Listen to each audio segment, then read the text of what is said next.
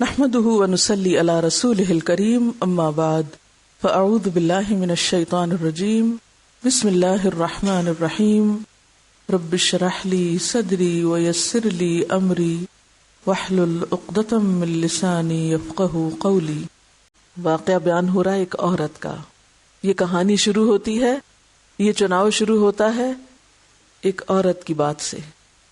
اذ قالت امرأة عمران، جب عمران کی بیوی کہنے لگی، اس نے کچھ کہا تھا، ایک سرگوشی کی تھی، کسی انسان سے نہیں، اپنے رب سے۔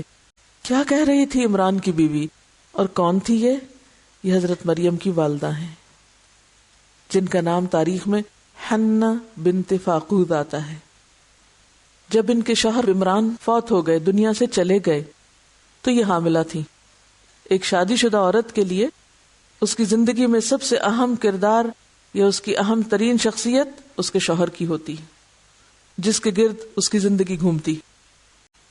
یہاں آپ دیکھیے کہ عمران فوت ہو جاتے ہیں۔ ایک عورت کی زندگی کا جو محور ہے یا جو مرکزی نقطہ ہے وہ چھوٹ جاتا ہے اس سے، لیکن وہ مایوس نہیں ہے، وہ اپنے رب سے شکوے نہیں کرتی، وہ اپنے رب سے سرگوشیاں کرتی۔ عمران کی بیوی کہتی ہیں، جو اولاد اس وقت میرے پیٹ میں ہے، جو بچہ اس وقت میرے پاس ہے، جو ایک تیری امانت ہے، میں اسے تیرے نام وقف کرتی ہوں۔ انی نذرت لک ما فی بطنی، کیسے؟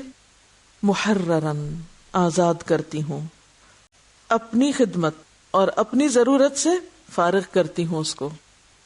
شوہر تو نے لے لیا، بچہ میں خود دوں گی، میں تیرے نام نظر کرتی ہوں، میں خوشی سے تیری نظر کرتی ہوں، تیرے نام پہ وقف کرتی ہوں اس بچے کو جو تو نے مجھے دیا ہے۔ ایک عورت کے لیے شوہر کے بعد سب سے پیاری چیز اس کی اولاد ہوتی ہے۔ عورت پہلے شوہر سے محبت کرتی ہے، اس کے بعد پھر اپنے بچوں سے محبت کرتی ہے۔ ایک پیاری چیز اللہ نے لے لی اور ایک پیاری چیز وہ خود اللہ کی جناب میں پیش کرتی ہے۔ یا اللہ، جو بچہ ہوگا تیرے دین کی خدمت کے لیے وقف ہوگا، میری طرف سے فارغ ہوگا، آزاد ہوگا، فتقبل منی، تو مجھ سے قبول کر لے۔ میری خوش قسمتی اس میں ہے کہ تو قبول کر لے۔ ابھی بچہ پیدا نہیں ہوا، ہاتھ میں بھی نہیں، لیکن پہلے سے ہی منصوبہ بنا رہی ہیں، مجھے اس کا سہارا نہیں چاہیے۔ اور یہ وہ عورت کہہ رہی ہے جس کا شوہر بھی نہیں ہے۔ اب وقت آتا ہے ولادت کا۔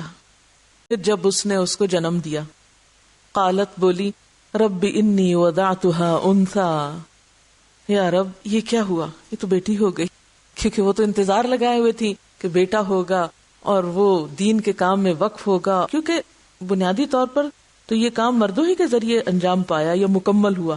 عورت کا حصہ ضرور رہا، لیکن پیغمبروں ہی کے ہاتھ اس کام کی تکمیل ہوئی۔ تو عورتوں کی اس کام میں شراکت یا اس کام میں مدد تکمیلی معنوں میں نہیں ہے، اپنا حصہ ڈالنے کے معنوں میں ہے۔ اب کیا ہوا؟ لڑکی پیدا ہو گئی۔ پریشان ہوئی ہوں گی، کہنے لگی، یا رب میں نے تو کچھ اور مانگا تھا، میں نے تو کچھ اور دعا کی تھی، یہ تو لڑکی پیدا ہو گئی۔ اب کہتی ہیں، اچھا، واللہ اعلم بما وضعت، اللہ کو تو پتا ہے جو کچھ بھی پیدا ہوا ہے۔ یا پھر اللہ تعالیٰ کا قول ہے یہ کہ اللہ کو سب پتا ہے جو بھی پیدا ہوا ہے، اللہ سب جانتا ہے۔ ایسا نہیں کہ تمہاری دعا قبول نہیں ہوئی، دعا قبول ہو گئی، لیکن اللہ کی مصلحت کچھ اور ہے۔ اور لڑکا لڑکی کی طرح نہیں ہوتا۔ اس موقع پر دین کی خدمت کے لیے لڑکا نہیں لڑکی چاہیے۔ جو کام یہاں لڑکی کرے گی وہ لڑکا نہیں کر سکتا۔ کس قدر عزت افزائی ہے، کس درجے کی قبولیت ہے۔ پھر کہتی ہیں، میں نے اس کا نام مریم رکھا۔ مریم عبرانی زبان میں عبادت گزار اور خدمت گزار کو کہتے ہیں، اور سریانی زبان میں بلند چیز کو کہتے ہیں۔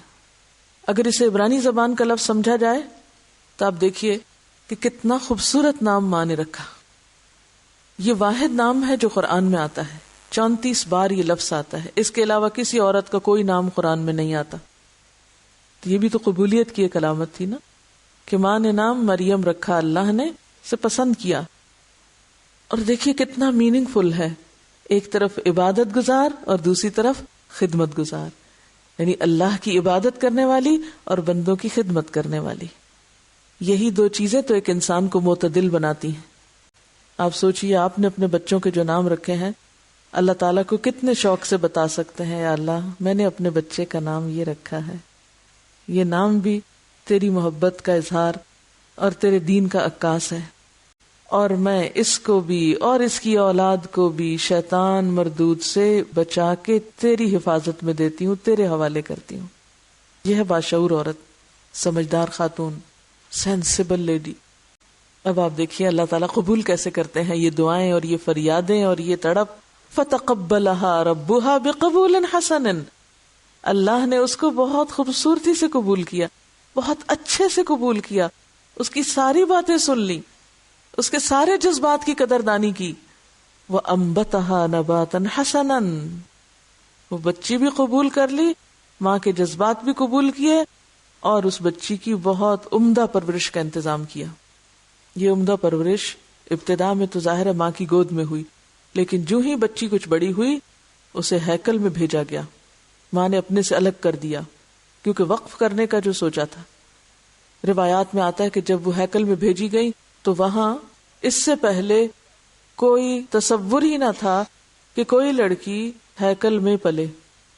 عبادت گاہ، یا آپ سمجھیے کہ جیسے ہمارے یہاں خانہ کعبہ ہے تو اسی طرح ہیکل سلیمانی کا آپ نے سنا ہوگا، عبادت گاہ، مسجد کہہ لیجیے.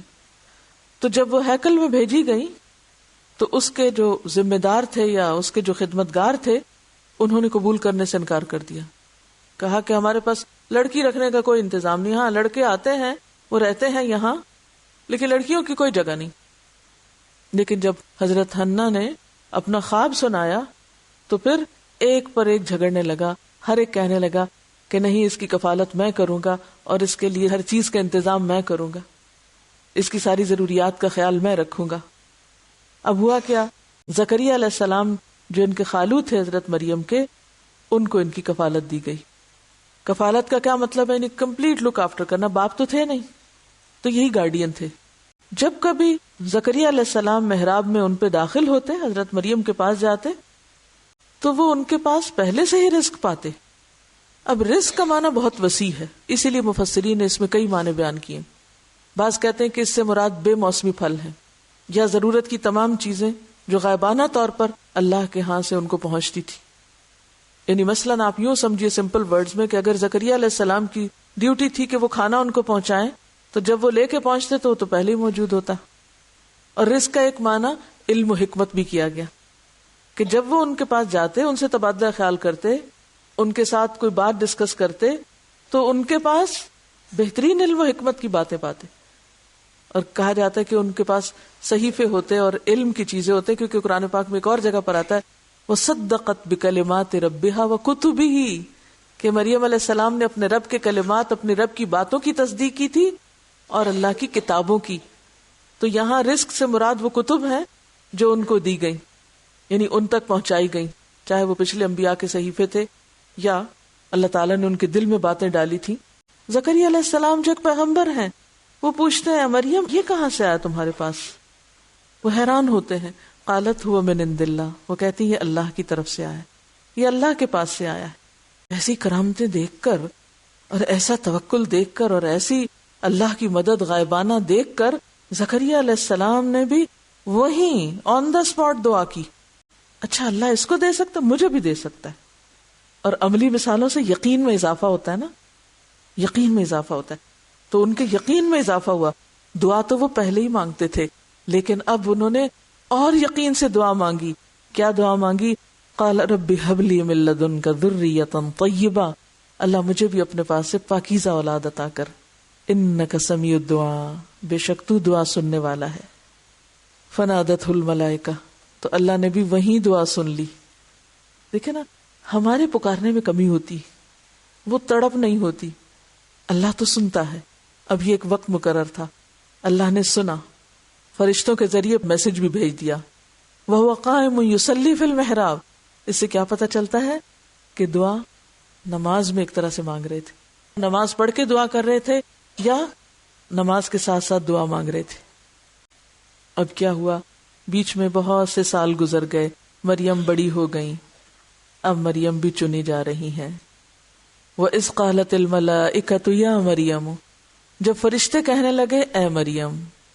فرشتوں نے حضرت مریم سے اسی طرح کلام کیا جس طرح اور پیغمبروں سے کلام کیا. یا مریم، اے مریم، ان اللہ اصطفاکی، بے شک اللہ نے تجھے چن لیا، اب تو چنی گئی، اب تو اس کے کام کی بن گئی. وطہرکی، اور تجھ کو پاک کیا. واصطفاکی، اور تجھے چن لیا. علی نساء العالمین، تمام جہان کی عورتوں پر تجھے ترجیح دی. تجھ سے وہ کام لینا مقصود ہے جو کسی اور عورت سے آج تک نہیں لیا گیا، کہ اپنی قدرت سے تجھے اولاد عطا کرے گا. وہ اللہ تعالیٰ کے خاص منصوبے کی تکمیل کے لیے تیار ہوئیں. اور اس موقع پر بھی اب تمہارا اخلاق کیا ہونا چاہیے اور تمہارا طرز عمل کیا ہونا چاہیے؟ یا مریم اقنتی لربکی واسجدی وارکعی مع الراکعین. جب چنے جاؤ تو اور زیادہ اللہ کے فرما بردار بن جاؤ، اور زیادہ جھک جاؤ، اور زیادہ عاجزی. قنوتی لربکی، رب کی فرما بردار بن جاؤ، اطاعت گزار ہو جاؤ. واسجدی، سجدوں کی کثرت کر دو. اور اجتماعی عبادت پر بھی توجہ رکھو. رکوع کرنے والوں کے ساتھ تم بھی رکوع کرو. اگرچہ وہ ہیکل میں تھی، اگرچہ وہ دنیا سے کٹی ہوئی تھی، لیکن پھر بھی کٹی ہوئی نہیں تھی. انہیں باجماعت نماز پڑھنے کا حکم دیا گیا. اب یہ کہاں پڑھتی تھی؟ وہ اسی ہیکل میں، گھر میں تو نہیں رہتی تھی، وہیں رہتی تھی. تو یہ کتنی بڑی دلیل ہے عورت کے باجماعت نماز پڑھنے پر. اگرچہ پچھلی شریعت کا عمل ہے، لیکن ایک نمونہ تو موجود ہے. فَبِهُدَاهُ مُقْتَدِهْ وَارْكَعِي مَعَ الرَّاكِعِينَ. کیونکہ اجتماعی عبادت میں کیا ہوتا ہے؟ ایک اسٹرینتھ ملتی ہے انسان کو. کیونکہ اب مریم ایک آزمائش میں بھی ڈالی جانے والی تھی. اب ان پر ایک آزمائش آنے والی تھی. وہ جو پوری قوم میں ایک مقدس خاتون کی حیثیت سے جانی پہچانی جاتی تھی، اب ان پر اللہ تعالیٰ ایک ایسا بوجھ ڈالنے والا تھا کہ جس پر وہ بری طرح ہلائی جانے والی تھی. کسی عام لڑکی کے لیے بھی اس طرح اب شادی کے بغیر حاملہ ہو جانا بہت ہی تکلیف دہ مرحلہ ہو سکتا ہے. اور کہاں ایک اللہ والی کا کتنی بڑی آزمائش کہ وہ مریم جو ہر دل عزیز تھی، وہ مریم جو اپنی پاکیزگی اور تقدس میں معتبر تھی، اب اس مریم کی محبت کا امتحان ہے.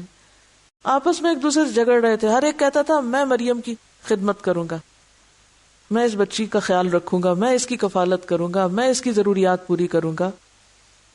اب کیا ہوتا ہے؟ اذ قالت الملائکۃ یا مریم ان اللہ یبشرک بکلمۃ منہ. یہ تھا وہ کام جو اللہ کو حضرت مریم سے لینا تھا، حضرت عیسیٰ علیہ السلام کی ولادت. اور جب فرشتوں نے کہا اے مریم، اللہ تجھے اپنے ایک فرمان کی خوشخبری دیتا ہے. فرمان کیوں کہا گیا ان کو؟ کیونکہ وہ اللہ کے حکم یا اللہ کے فرمان سے پیدا ہوئے تھے، کلمہ کن سے پیدا ہوئے تھے، ہو جا. اسمہ المسیح عیسی ابن مریم، اس کا نام مسیح عیسیٰ ابن مریم ہوگا. بیٹے کی خوشخبری دی جا رہی ہے. مریم مقدس کو اب بن باپ کے بیٹے کی خوشخبری دی جا رہی ہے کلمہ کن سے. اور بیٹا بھی کیسا ہوگا؟ وجیہن، باروب ہوگا. وجیہ وجہ سے ہے، چہرے والا ہوگا، یعنی بہت روب والا ہوگا، بہت معزز ہوگا. وجیہ کہتے ہیں اس شخص کو جس کے روب کی وجہ سے کوئی اس کے ساتھ اونچی نیچی بات نہ کر سکے، یعنی کوئی اس کی بے عزتی نہ کر سکے. دنیا میں بھی معزز ہوگا، آخرت میں بھی عزت دیا جائے گا.